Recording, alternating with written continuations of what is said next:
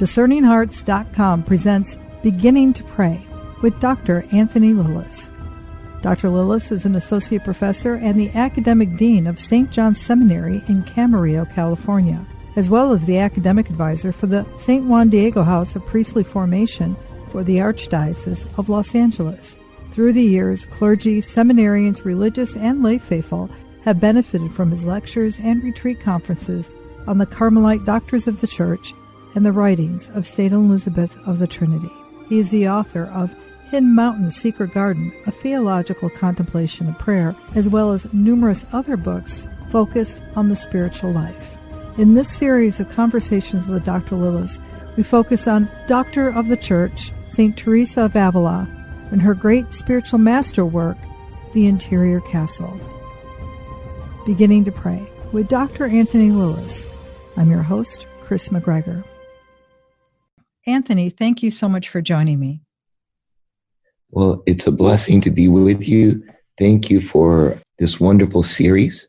To be able to explore the wisdom of St. Teresa of Avila is a gift. During this time of trial, it's so easy to get caught up in the externals of what's going on in the world and in the church and the pandemonium, to be able to attend to the real drama of salvation that is unfolding, the deeper reality that is unfolding around us. This is a very important thing to do, and I feel very privileged to be able to share some of this with you that Teresa of Avila charted out. She was a pioneer of the interior life, and she went into deep places that even after 2,000 years of history and prayer in the church, we've only scratched the surface of. And she calls us to go deeper. And you've helped make this exploration possible, Chris. Well, thank you, Anthony. Couldn't do it without you, of course. You're such a great spiritual guide for so many. And especially in this beautiful teaching of Teresa of Avila, there are some, and I probably would include myself as well, who, as we enter into the sixth mansion, particularly as we get into chapters like this one, chapter 5, that might say, this is all nice to know, but it is probably speaking to the heart of someone else out there. Couldn't be my experience. And yet, even as she's explaining in what is going through here, there is something for all of us to learn and to glean. There's a depth. It is meant and touches all of us, doesn't it? Yes, it's true. She wrote this for her whole community, and she didn't mean for portions of it only to be read by in certain stages of their spiritual maturity. She wanted the most childlike beginners in the life of perfection to engage this conversation with her and to travel on this journey with her, because she knew that if they could see what Jesus was calling them to, they would aspire to it. Simply by aspiring to it, it helps raise us up out of the mundane and the banal. It helps us see the exigencies of the moment in their proper place. They don't get to define the whole of life. They don't get to limit how the greatness that God is calling us to, the love that He is asking of us. This is the exploration. She wants even the least of her spiritual children to go along with her.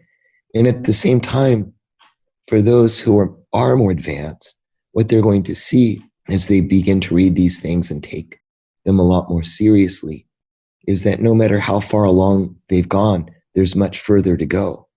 That as we draw closer and closer to the Lord, the spiritual life in a certain way, you can't really say it gets easier. I mean, you're not as inclined towards sin, although you can sin very easily. You're not as inclined to it. And so that sense, you might say it's easier.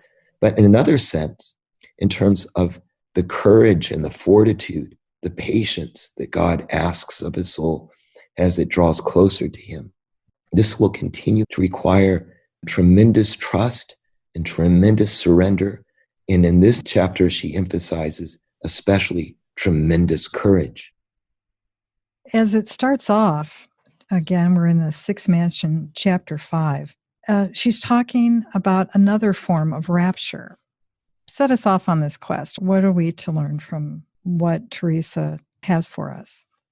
In the last chapter, we broke that up and we spent a lot of time going through her teaching a certain kind of rapture there, which she described in terms of a kind of suspension of the senses. You might say that kind of rapture is aped in a certain way by religious experiences people try to pursue. I'm thinking of Jim Morrison and the Doors, breaking through to the other side. His pursuit, he was very serious about this, by overloading the senses with pleasure, by overexposing oneself to the sensational, to sensation, all of a sudden you would arrive at a different state of consciousness where you were no longer prisoner to your senses. You might call that tantraic mysticism. You think of the word tantrum, where you work yourself up into a fit. Well, this is something that you'll even find in the Bible. The King Saul was hanging out with the prophets. They were the kind of guild prophets who worked themselves up into a psychic state. And similarly, when Elijah confronts the prophets of Baal at Mount Carmel, the prophets of Baal, they exhaust themselves in dancing and crying out, trying to work themselves into a psychic state by which Baal will act in power and ignite their fire that they had prepared. And remember, they're not able to do it. They're exhausted. They're in this psychic state. They've broken through to the other side. And Elijah comes down after God ignites his fire that he dumped water on. After that, he comes down and he kills them all and then flees. But that pursuit of a psychic state is something that some people mistake for prayer. And in the last chapter, Teresa of Avila is basically, if you could summarize this state where you kind of go beyond your senses, go beyond the periphery of your being into something deeper. A theme in our last chapter, you could say, is that this isn't something that you try to stir yourself up in or strive for or anything like this. It's a pure gift. God leads you to this very beautiful place. Your job is to dispose yourself by desiring Christ Jesus. And then when Jesus desires to show you his riches, to give you his wisdom in a way that the senses limit you from receiving, he'll lead you beyond the senses in his own time. This kind of rapture that we're about to look at in chapter 5, a certain kind of flight of spirit, she calls it, isn't substantially different talked about before. But you might say the emphasis or the accidents around it are a little bit different and have a nuanced, different purpose. And what she says about rapture, flights of spirit, what she's saying, what's going on here in these experiences here in the 6th mansion is not substantially different than what's going to happen in the 7th mansion. In fact, she says there's no doorway where you pass through a door from this to the next, the deepest stage. It's more like you're in a room with a kind of chamber, and you go beyond one threshold to the next. You could almost call it one big giant room. She kind of acknowledges when she's talking about these experiences, they're not really different, except for maybe some of the effect of this phenomena. And so again, our last chapter in the 6th mansion, this kind of rapture, you notice that the phenomena there that she mainly talks about is the forgiveness of sin and then the communication of knowledge. And so there's something still purifying about it. You read a passage, it disposes you to something, and then God lifts you out. And the first thing that happens is freedom and attachment from sin is given you. And freed from sin, you can begin to receive a deeper communication. Well, in this flight, there's something analogous that happens, only the emphasis is a little bit less on sin and a little bit more on a reordering or a transformation of your interiority. And so the rapture is one where you are overwhelmed. It's a flight of spirit in which you're overwhelmed. And so she begins to describe this.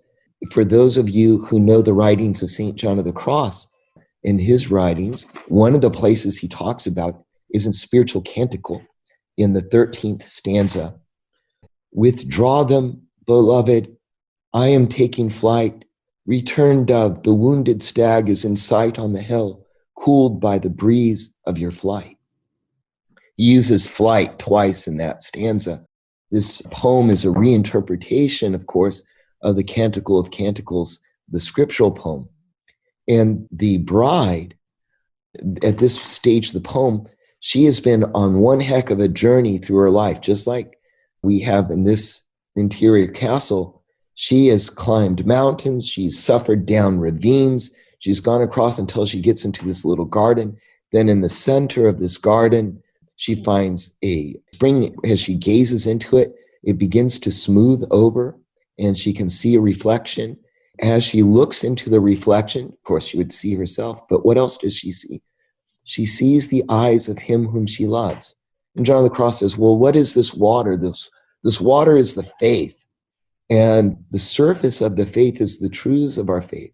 As you ponder the truths of our faith, you catch a glimpse of Jesus's love for you. This is why sacred study is so important, is that it leads you into a deep encounter with Jesus. His eyes are actually etched into your soul.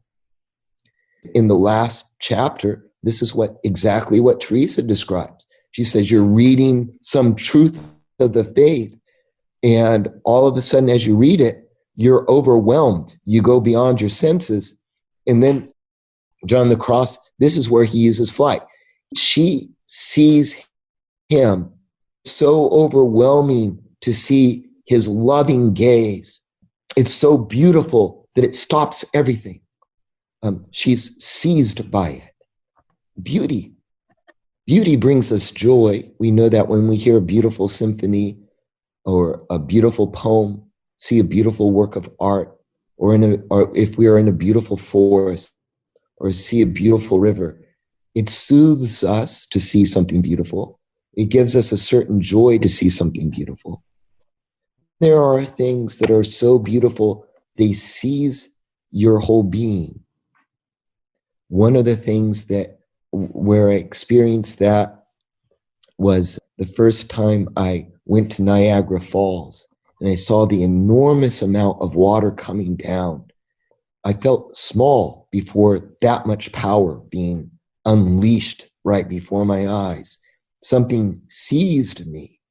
Something greater than me overwhelmed me.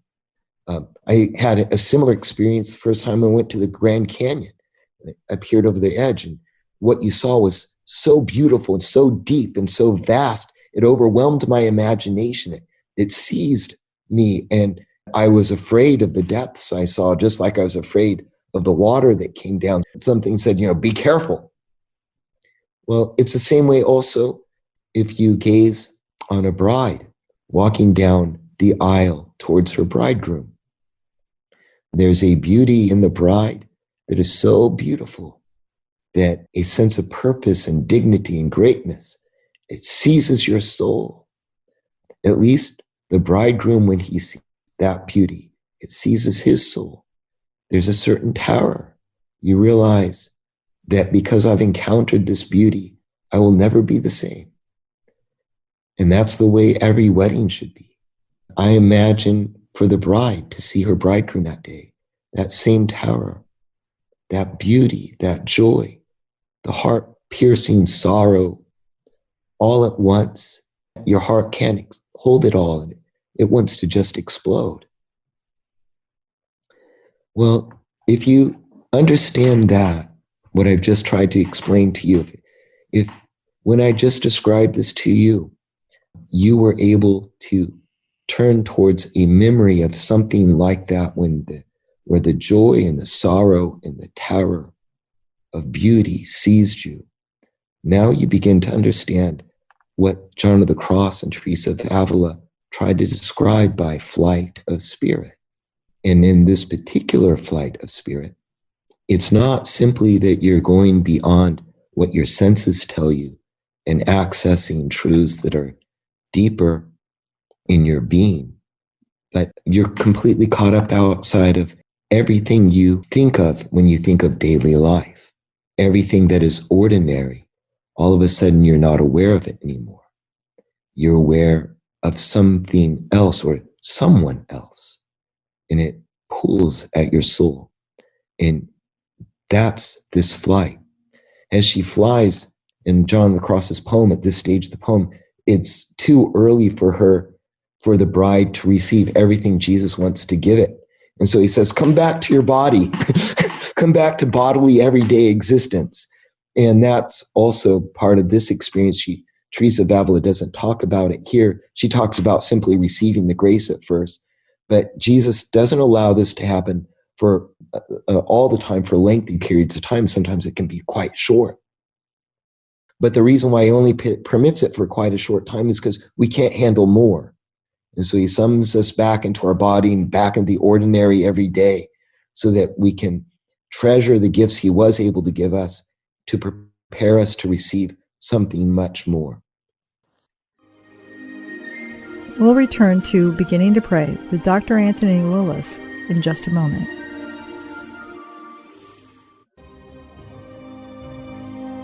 Did you know that Discerning Hearts has a free app in which you can find all your favorite Discerning Hearts programming? Father Timothy Gallagher, Dr. Anthony Lilles, Deacon James Keating, Mike Aquilina, Dr. Matthew Bunson, and so many more are found on the Discerning Hearts free app. Did you also know that you can stream Discerning Hearts programming on numerous streaming platforms such as Apple Podcasts, Google Play, iHeartRadio, Pandora, Spotify, Stitcher, TuneIn, and so many more? And did you know that Discerning Hearts also has the YouTube page? Be sure to check out all these different places where you can find Discerning Hearts.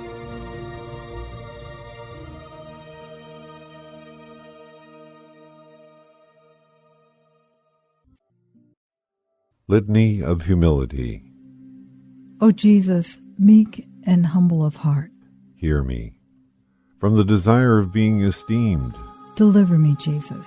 from the desire of being loved, Deliver me, Jesus. from the desire of being extolled, Deliver me, Jesus. from the desire of being honored, Deliver me, Jesus. from the desire of being praised, Deliver me, Jesus. from the desire of being preferred to others, Deliver me, Jesus. from the desire of being consulted, Deliver me, Jesus. from the desire of being approved, Deliver me, Jesus. From the fear of being humiliated, deliver me, Jesus. from the fear of being despised, Deliver me, Jesus.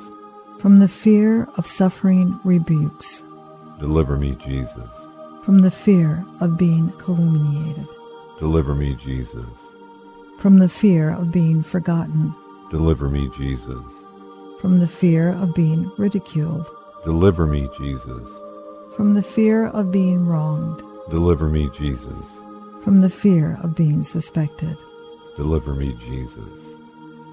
That others may be loved more than I, that others may be esteemed more than I, that in the opinion of the world others may increase and I may decrease, that others may be chosen and I set aside, that others may be praised and I unnoticed, that others may be preferred to me in everything, that others may become holier than I, provided that I become as holy as I should. Jesus, grant me the grace to desire it. Amen.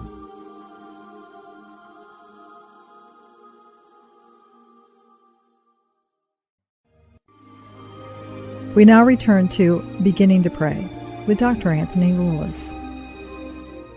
If the listener would just take a moment and ponder to try, or even ask the Lord to bring them back to a moment where they maybe touch something like that.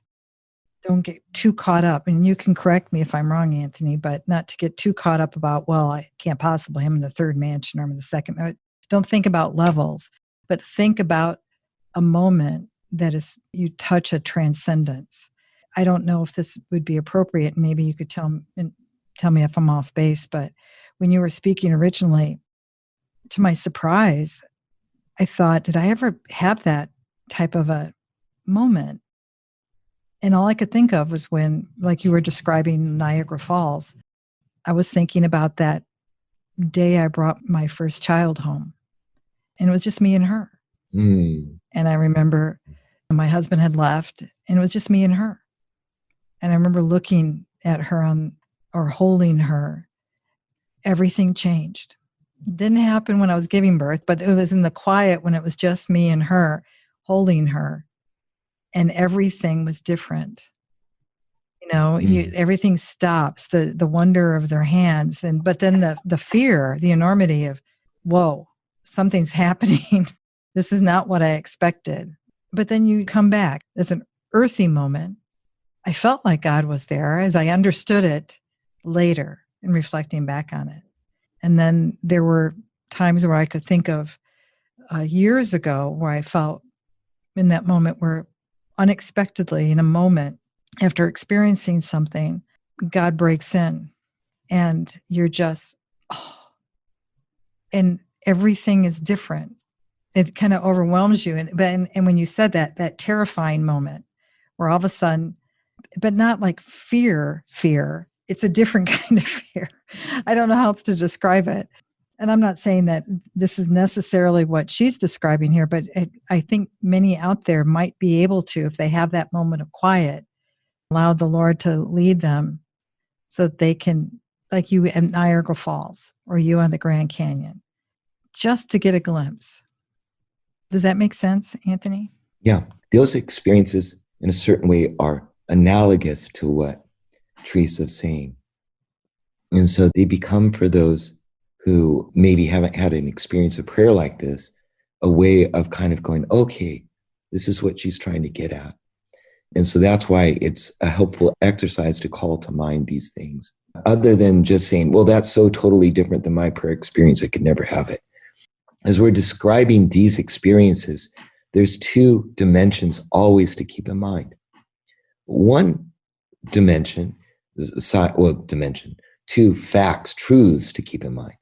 One truth is that God can take a beginner in the first couple mansions and bring him to this part and give him this rapture at whatever time he pleases in whatever way he wants.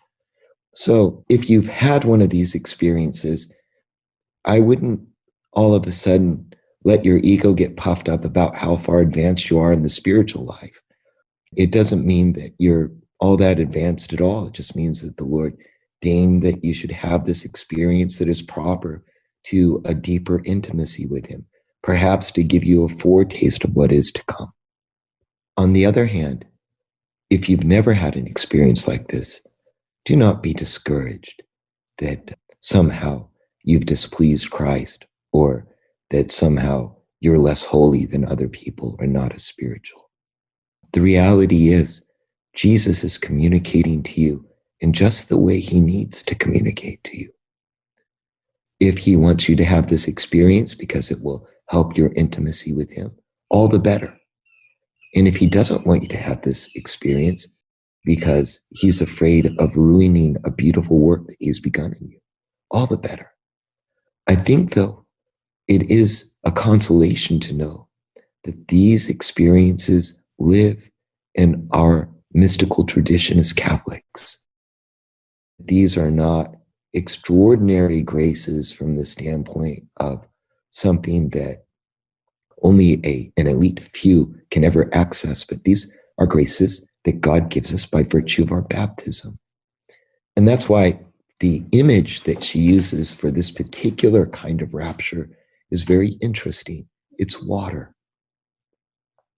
She refers to the basin of water that she's already talked about in the fourth mansion. Remember the fourth spiritual mansion? This is where mystical prayer began. This prayer of quiet, and a spark of something has begun to move. There's a certain stillness of water is set in the soul, much like what John of the Cross describes actually in stanza 12 of the spiritual canticle, that water at the very center of the soul, in the center of the garden of the soul, in which you discover Christ. In the fourth spiritual mansion, she's already referred to this image too. But here she refers back to it and she uses it in a very different way. And this can sound a little bit disturbing. And she's already prefaced, she said, prayer requires great courage. You could say, she doesn't say this, but I'm going to say it. You could say, prayer is not for wimps. What God does in prayer is sometimes quite painful. Do not be afraid of the painful things the Lord allows you to suffer in prayer. He doesn't permit you to suffer certain things because he's angry or vengeful or you're unworthy or whatever. He's more like a divine physician. And in this stage of prayer, there are things that need to be healed deep inside us, things that have been wrong with us since Adam and Eve were sent out of the garden. And to heal those things, well, sometimes something very deep and difficult happens within us. And this rapture or this flight is a little bit more like one of those experiences.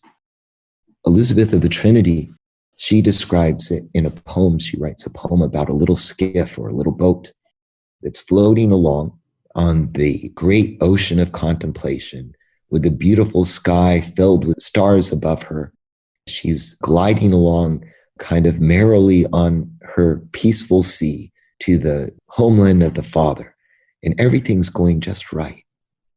And then as she goes along, all of a sudden a deep current takes her, and her whole skiff is pulled underwater. To everyone who's standing on the shore, when she's pulled underwater, it looks like everything's ended in sudden and certain disaster. Everything she set out to do, all of a sudden ending in failure.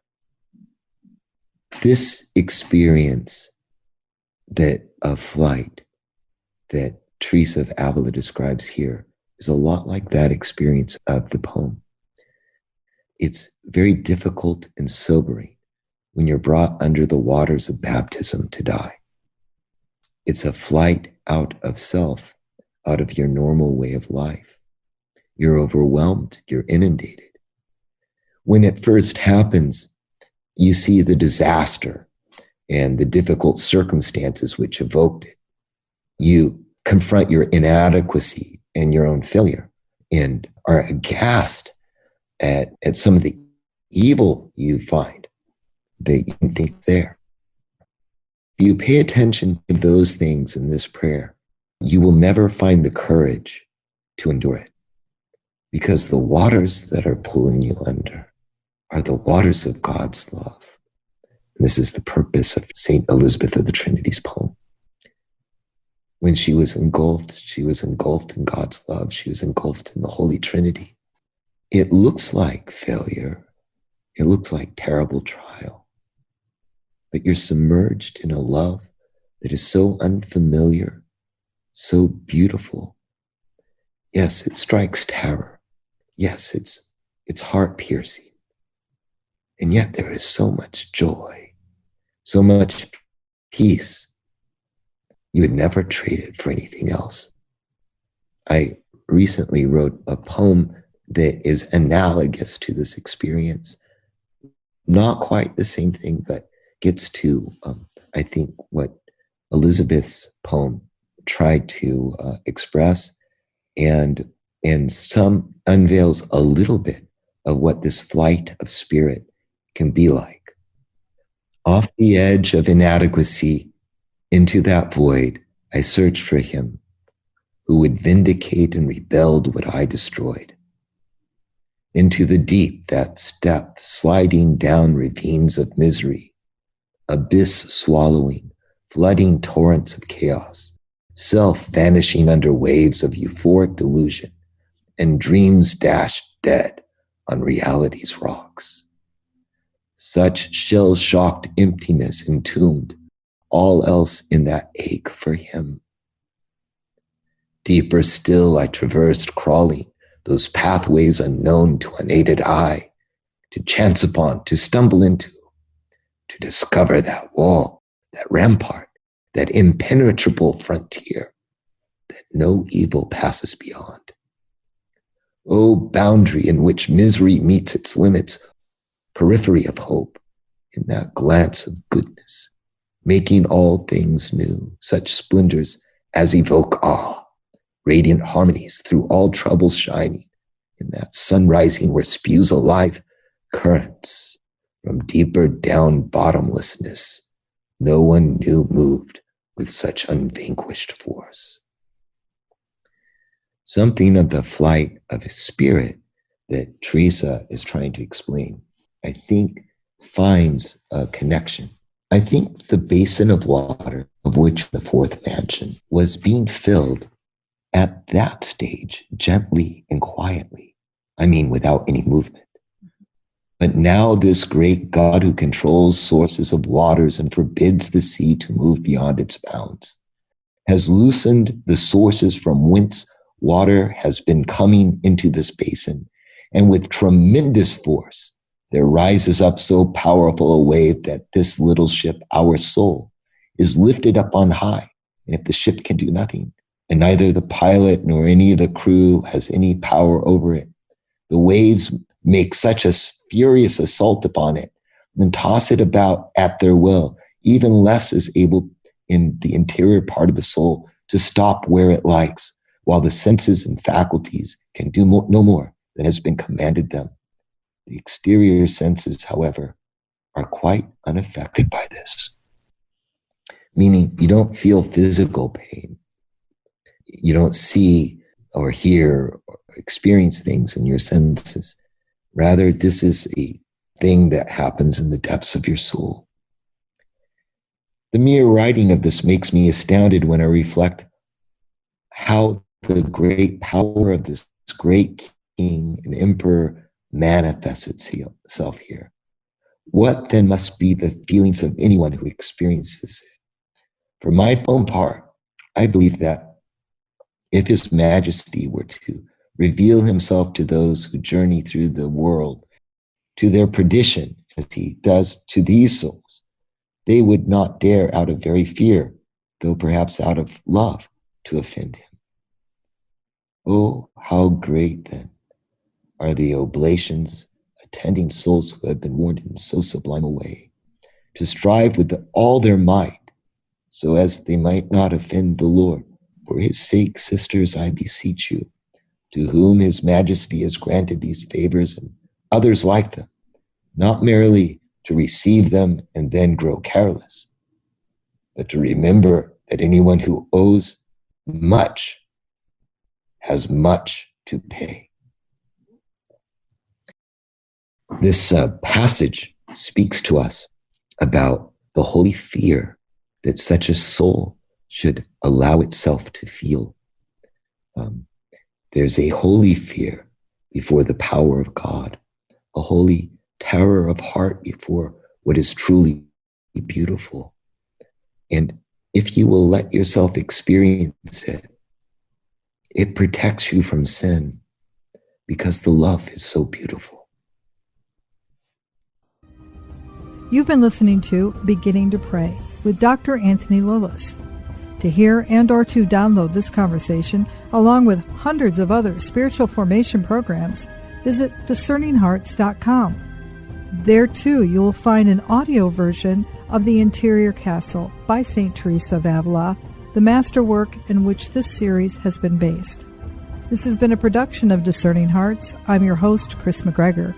We hope that if this has been helpful for you, that you will first pray for our mission. And if you feel us worthy, consider a charitable donation, which is fully tax deductible to help support our efforts. But most of all, we hope that you will tell a friend about discerninghearts.com and join us next time for Beginning to Pray with Dr. Anthony Lilles.